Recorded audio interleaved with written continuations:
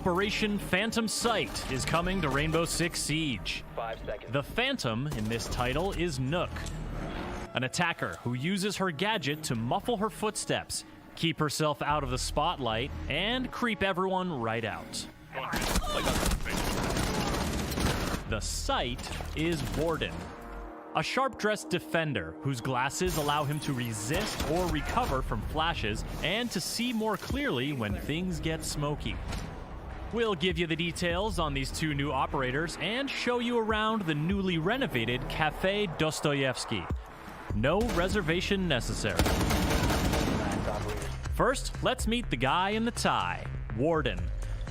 Fresh off a stint with the United States Secret Service, Warden is a dapper defender who accessorizes with his glance smart glasses and a snazzy statement watch. When things start popping off, Warden can switch his glasses on to accomplish all of the following. Number 1, make himself immune to flashes. Number 2, remove any flash he is currently affected by. Number 3, give him clearer sight through smoke. And number 4, add some high-tech panache to his "I just killed you" screen. You can manually deactivate the glasses or wait until they run out of juice and need to recharge. Either way, there is a fixed cooldown before you can activate them again, but there's no limit to how many times you can use them in a match. With his glasses active, Warden is a strong counter against any smoke and flash party that the attackers try to throw. If Blitz gets frisky or Ying lights up a whole mess of candelas, Warden will be having none of it. Even Glaz will have to think twice about setting up behind his precious smoke screen, though he still has an edge on Warden with his bigger scope and thermal detection. Note that the smoke filtering feature on Warden's glasses is less effective if he's moving, so picking smart angles and repositioning quickly are vital to making the most of his gadget. And while his glasses are active, you'll need to watch out for the gadget disabling and gadget detecting powers of Thatcher and IQ. But as a high armor, low speed operator wielding either an MPX submachine gun or an M590A1 shotgun, Warden makes for a strong anchor. And he looks good doing it. Hailing from a different quadrant of the fashion galaxy, we have Neuen. This attacker from Denmark's Jaeger Corps may have an eye-catchingly eerie getup, but you'd actually prefer it if you didn't notice her at all. So, when her Hell Presence Reduction gadget is active, you won't hear her footsteps, and you won't see any sign of her on camera feeds. It's a little spooky. And with all the different potential camera feeds available to defenders these days, Neuen's ability to hide from them all is all the more alarming. Her gadget runs off a recharging meter, like Warden's glasses, but unlike Warden's glasses, there's no required cooldown, so Neuen can turn her gadget on and off and on again whenever she has the juice to run it, giving her more tactical flexibility.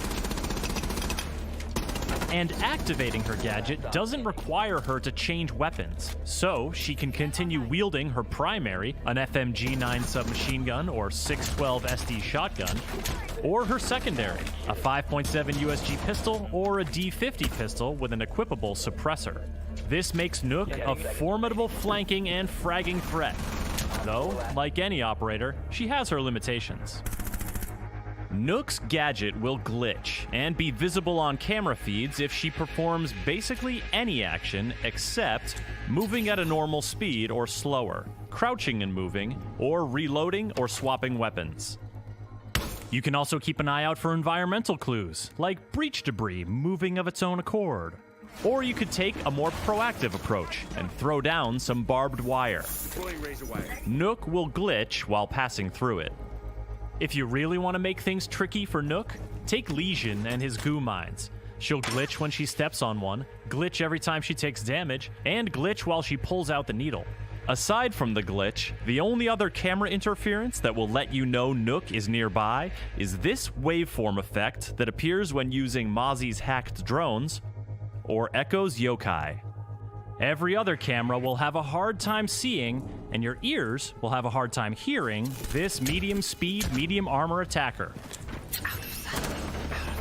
Team Nook up with a roamer hunting operator, or take her on a sneaky flanking route, and you've got a powerful new way to unsettle the defending team.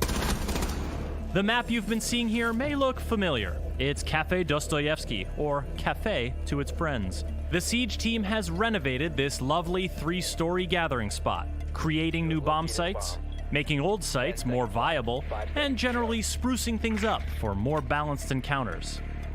For example, enter through the new reception area and you'll find a stairwell has moved, opening up new possibilities for opening up the reading room.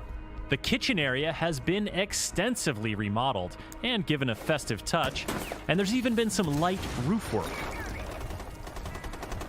The shiny new cafe map will replace the old cafe map for free when Operation Phantom Sight launches. The 2 new operators, Warden and Nook, will be available at launch for Year 4 Pass owners, and unlockable for all players 7 days later by using Renown or R6 credits. For more on Rainbow Six Siege, subscribe to this channel and visit us at news.ubisoft.com. All right, and now let's move on to talking about the brand new 2 operators of Phantom Sight. I'm going to change things up a little bit first and talk about their development process, which was the operator cells. So, Alex, can you talk to us about this? Sure. We actually talked about developer cells a little bit way back at the SI. We're changing the way we're making the game, and this is actually the first result of that. You see, Nook and Warden are the first operator cell we put into commission for the team. So let's start with Nook then, out of Nook and Warden. Nook is a bit of a mystery character. Absolutely. Who is she? She's someone we don't know a lot about and a lot of her is mysterious. You'll find that a lot of her record is redacted. Only really Harry knows who recruited her. Do you know her name? Is that redacted? I know her name. Oh, really? Yes. They told you her name.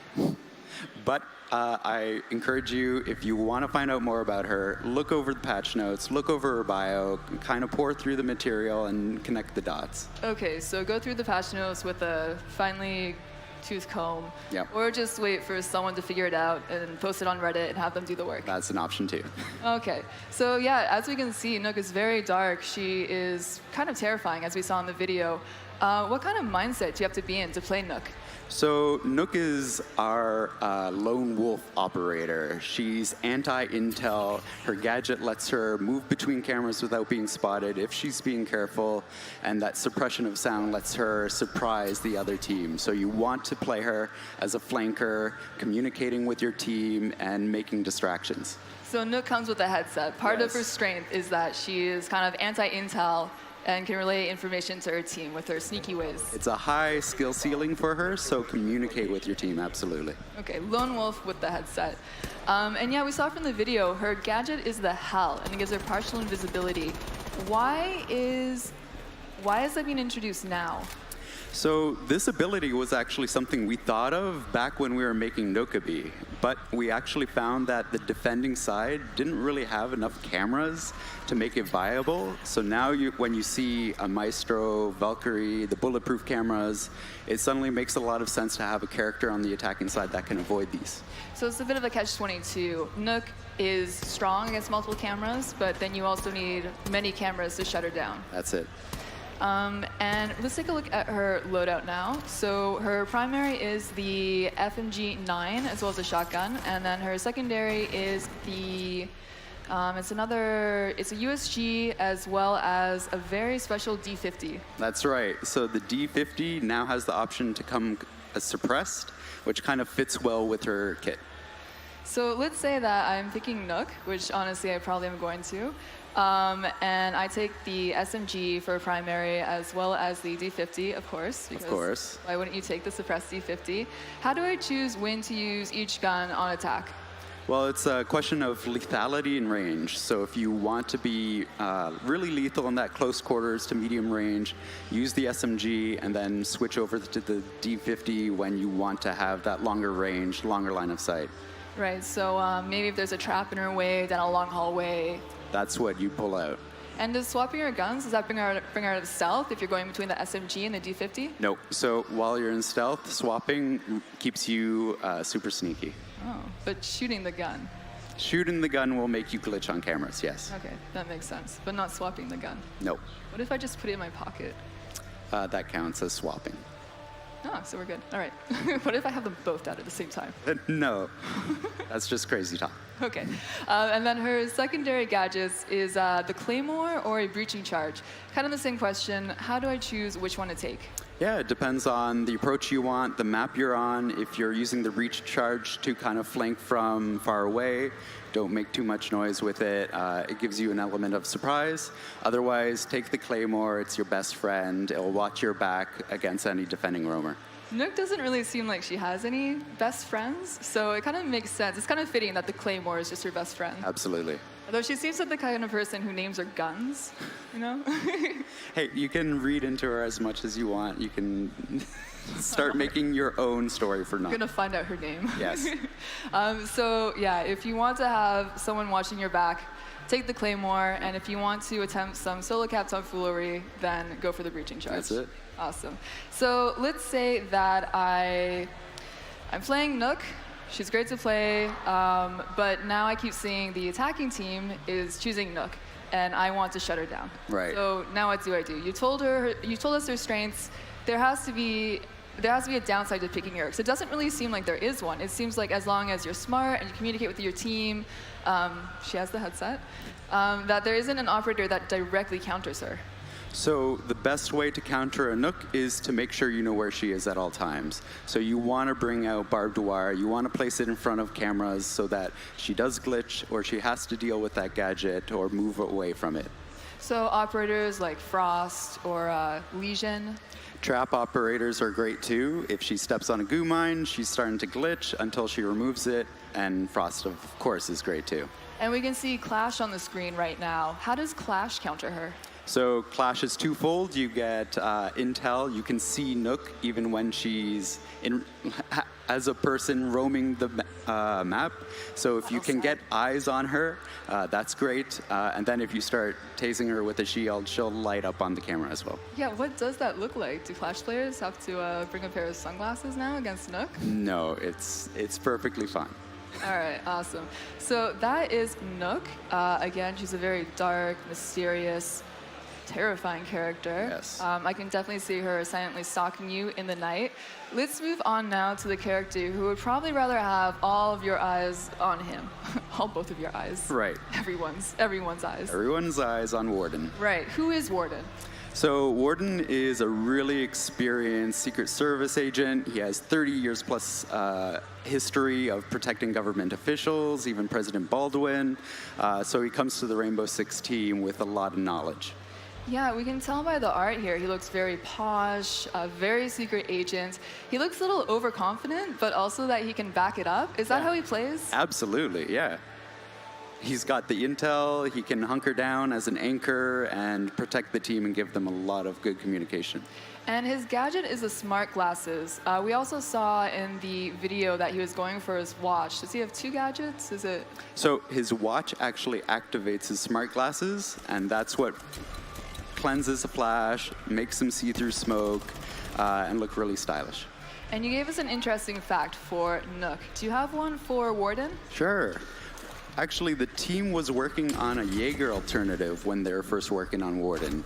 And actually, the more they actually played around with it, they found that it was more interesting playing with the effects of projectiles than destroying the projectiles themselves. So he kind of morphed away from an alternative to something special on his own. Yeah, he's quite a different operator now.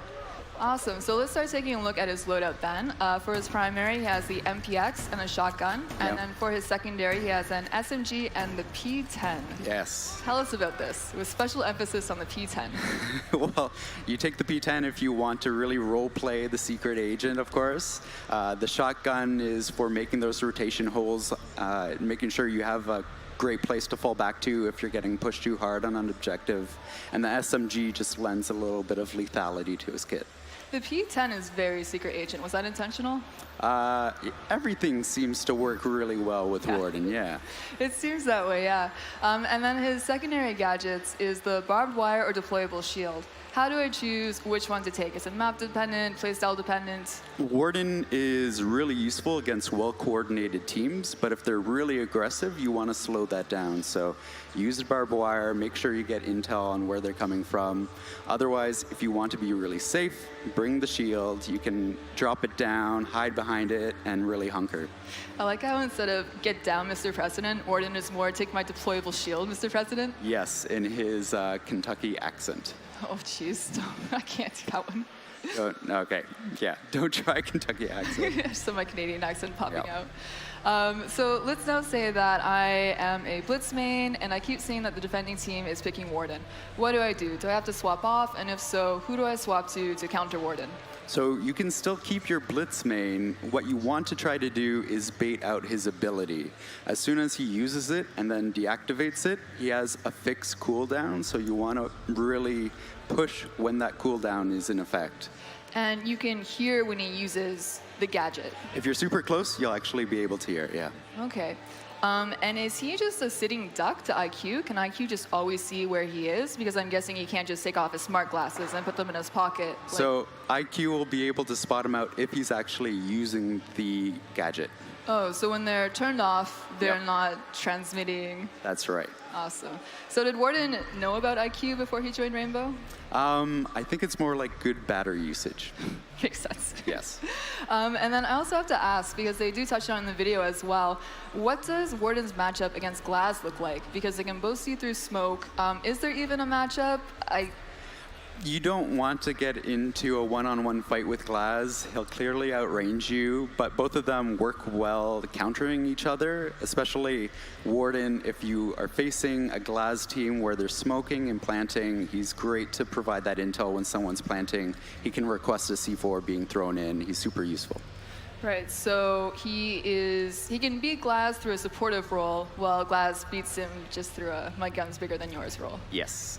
Awesome. So that is the first look at the brand new two operators of Operation Phantom Sight. They will both also be available this Tuesday, May 21st on the test server.